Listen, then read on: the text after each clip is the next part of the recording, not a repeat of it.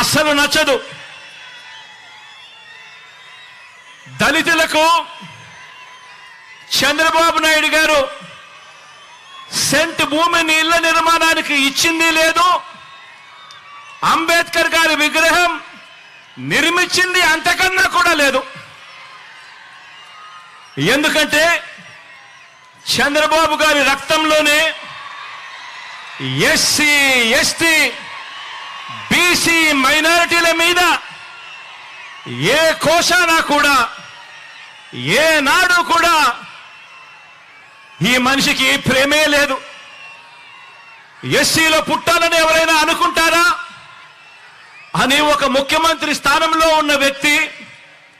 నోరు పారేసుకుంటే గ్రామాలలో ఆ ఎస్సీలు ఎలా బ్రతకగలుగుతారు అని చెప్పి కనీసం ఆలోచన కూడా చేయకుండా నోట్లో నుంచి అంత చులకనగా మాట్లాడే స్వభావం. బీసీల తోకలు కత్తిరిస్తా ఖబర్దార్ అన్న వ్యక్తి,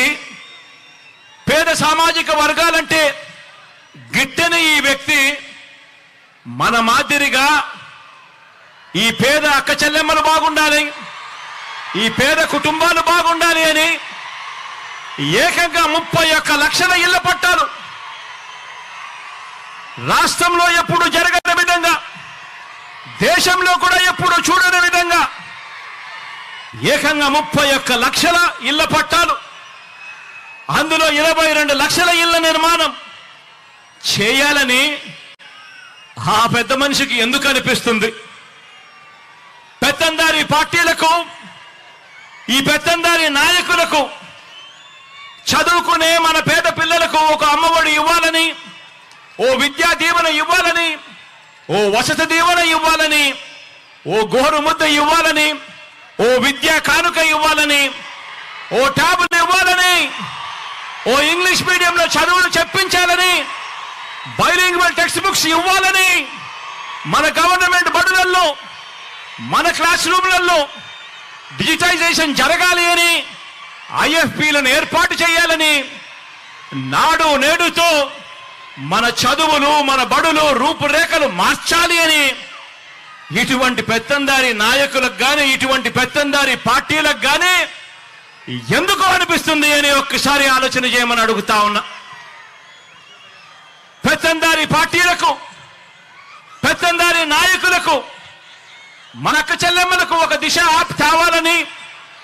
మన అక్క చెల్లెమ్మలకు ఒక అమ్మఒడి ఇవ్వాలని, మన అక్క చెల్లెమ్మలకు ఒక ఆసరా ఇవ్వాలని,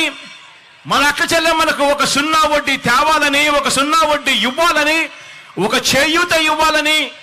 అక్క చెల్లెమ్మల పేరిట 31 లక్షల ఇళ్ల పట్టాలు ఇవ్వాలని, అందులో 22 లక్షల ఇళ్ల నిర్మాణం పూర్తి చేసి కట్టించి ఇచ్చి ఆ అక్క చెల్లెమ్మల ముఖాలలో చిరునవ్వులు చూడాలని ఆ పెత్తందారి పార్టీలకు, ఆ పెత్తందారి నాయకులకు ఎందుకు అనిపిస్తుంది అని ఒక్కసారి ఆలోచన చేయమని అడుగుతా ఉన్నా. పెత్తందారి పార్టీలకు, ఆ పెత్తందారి నాయకులకు మన రైతన్నలకు పగటిపూట 9 గంటల పాటు ఉచిత విద్యుత్ ఇవ్వాలని, ఒక రైతు భరోసాతో రైతన్నను ఆదుకోవాలని,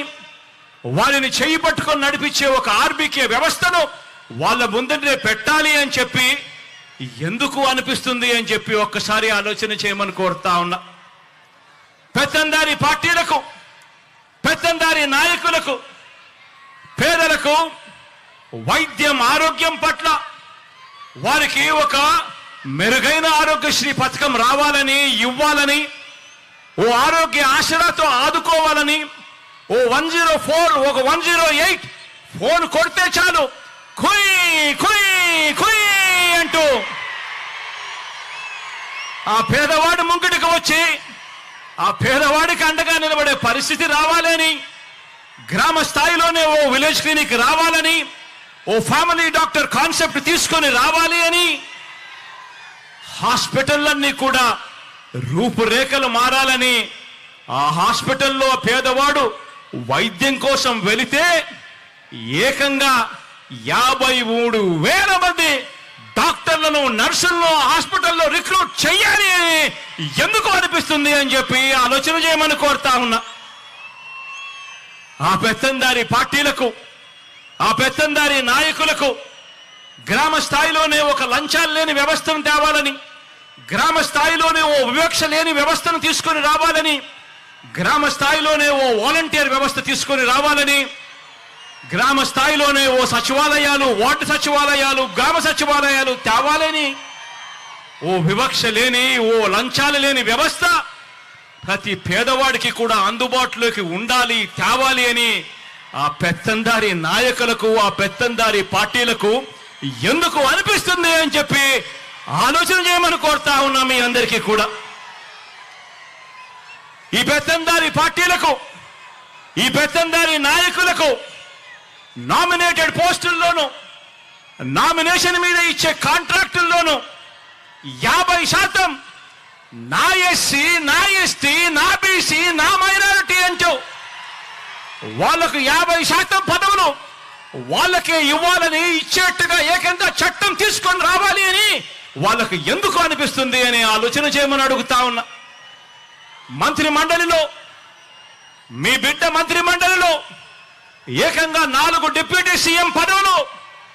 నా నా నా అంటూ నా ఎస్సీలకు, నా ఎస్టీలకు, నా బీసీలకు, నా మైనారిటీలకు మనమిస్తే మంత్రి మండలిలో ఏకంగా 68% మంత్రి పదవులు నా నా నా అంటూ నా ఎస్సీలకు, నా ఎస్టీలకు, నా బీసీలకు, నా మైనారిటీలకు మనమిస్తే సామాజిక పరంగా,